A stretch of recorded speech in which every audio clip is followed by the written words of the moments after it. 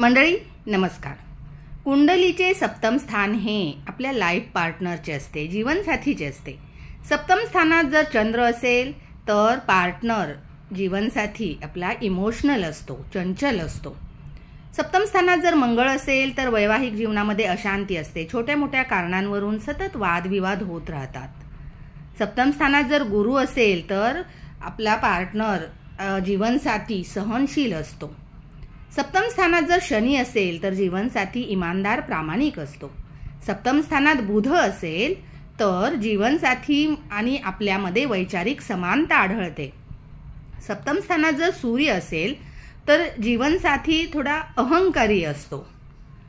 सप्तम स्थानात राहू असेल तर वैवाहिक जीवनात भ्रमित स्थिती असते।